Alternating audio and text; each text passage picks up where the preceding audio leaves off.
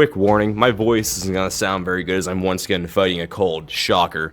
Anyway, Skyrim is home to many cities, and the first one most players come across is Whiterun. One night a few days ago, when in a not sober state, I thought to myself, how much loot is in Whiterun? I wrote the idea down, woke up the next day and saw it, thinking to myself, that is beyond retarded. I have to do it. I wanted to put anything and everything into my pocket that I could, whether it's just sitting there, stealing, looting a cabinet, or looting a corpse. I want to know how much loot I could get my hands on. I'm a loot goblin normally, so this is right up my alley. If it has a unique name or texture, I will take it, no exceptions. Whiterun does not have a lot of unique loot, but it does have a lot of loot and I want to take it all. So today, I'll go over every piece of loot in Whiterun. What we be considering loot? Anything that can go into my inventory. Gold, plates, clothes, weapons, and many other categories. What will we be considering as Whiterun? Anything within the main city's walls. I'll go through every house, cabinet, drawer, pocket, and sewer to find all the loot. And at the very end, I'll see how much it's worth and drop it all too. I will be playing on Anniversary Edition, so your loot may vary from mine. All the loot I collect will have 0 quest prerequisites, meaning once I'm unbound from Helgen, I will teleport to Whiterun, use the kill all command and non-essential to everyone. No one is safe, not even the kids. I did learn that some NPCs can't be killed even when you make them unessential. Thank you, Todd Howard. This will only be the static loot, as in nothing within merchant inventories that change every 2 days.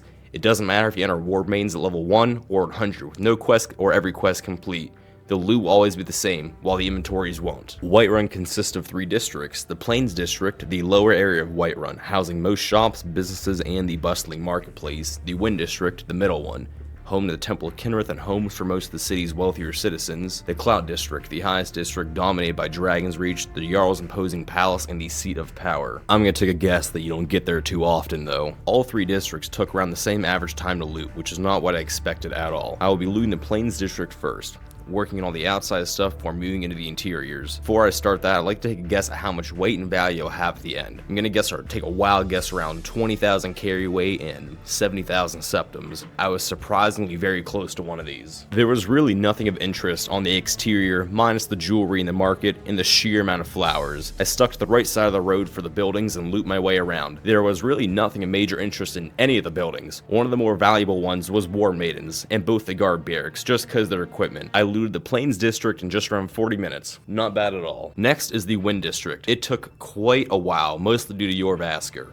It's not a huge building, but they have shit crammed in every nook and cranny in there. I didn't realize I missed a room until I went back to get the B-roll. I looted it and added the totals of what I had. That's why I double checked every single room, container, along with the ceiling. I hate looting books. They took so much time. You have to play the opening animation or to pick it up, and when you loot around 200 books, those minutes add up drastically. In the end, it took around 50 minutes, and only loot of interest I can remember are the 2 gems of Baranzaya I collected.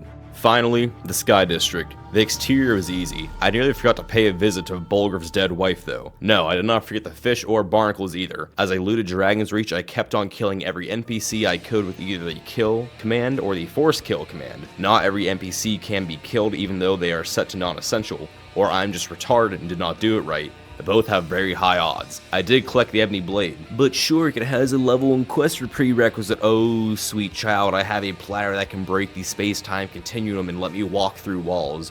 I got the fucking blade.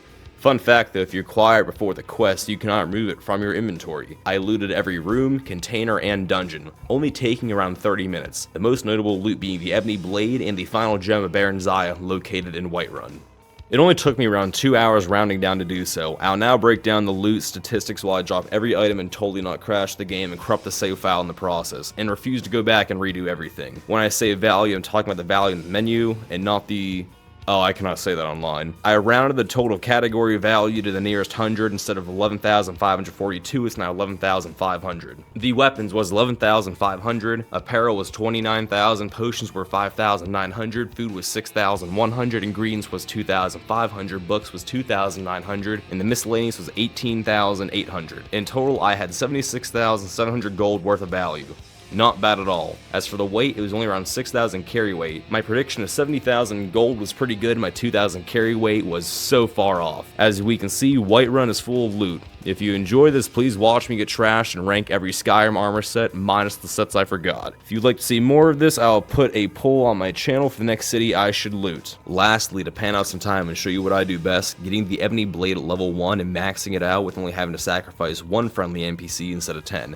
Firstly, go to Dragon's Reach and Whiterun with 2 platters of choice, but 3 won't hurt. Make a hard save before you attempt this, as you can get stuck in 2 different parts. Go into the kitchen and drop down here. Drop a platter and place it upside down on top of this chair. Make your first hard save here. Now jump up and wedge yourself into this corner until you're stuck and can no longer get out. Make a quick save or another hard save. Bring the platter against the wall and fall into it. Super simple. Grab the blade, but I would recommend not taking the book until the quest prompts you to later on. Now drop your second platter, have the bottom part facing your face, and sprint into it. You'll most likely take a few attempts, but once you phase through, you'll teleport back into Dragon's Reach. Now to max out the Ebony Blade, get a follower of your choice that you want to make a corpse. Any mercenary will work. I chose Janess and the Drunken Huntsman because she's a dark elf. Head over here to the Ritual Stone and take the power. Get to the location where you won't be disturbed, kill your follower with the Ebony Blade, use the Ritual Stone power, and kill him again. Repeat this 10 times, max it out. That's all I have for this. Cue the 115.